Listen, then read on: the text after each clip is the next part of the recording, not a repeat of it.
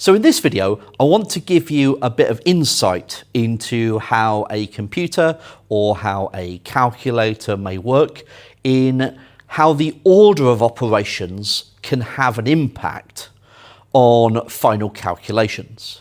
Now, we're going to ramp this up a little bit because what we're going to suggest is that, let's say the calculator that we're using rounds their answers after each calculation to two significant figures. Okay, so we're going to start off with this. If 83 plus 83, 55, 39 are exact values, then 83 plus 55 times 39 is 5,382. That is true. Okay. We know that by the distributive property, we can expand the brackets out and write that as 83 times 39 plus 55 times 39. And we know that that's equal to 5,382. Okay. We know that we can do that. So let's consider this process first, okay? And we're going to imagine, as I said, that our calculator or our computer is rounding its answers after each calculation to two significant figures, okay? And we're going to see if there's any differences between the answers.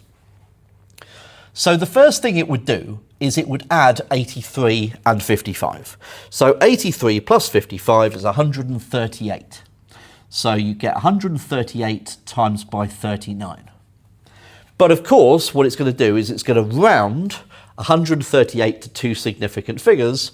And so what it does is it goes, okay, well, instead of doing that, we're going to do 140 times 39. Okay. So then 140 times 39 is equal to 5,460.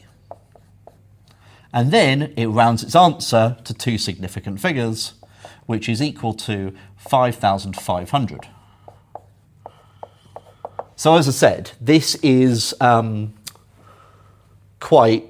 this is an example to kind of like show you what rounding at each calculation does. Now, if you were just rounding to two significant figures all the time, then the difference is going to get very large very, very quickly. But if you are rounding to 10 significant figures, the question is, well, how many calculations could you do before the answers become, far enough away that it becomes a bit useless? So going through that process, we get 5,500 to two significant figures. Let's go through this calculation. So it's going to do 83 times 39, which is 3,237. And 55 times 39 and gets 2,145. And it's going to round both of those values to two significant figures. So 3,200 and 2,100. And it adds those two numbers together and is going to get 5,300, which is already to two significant figures.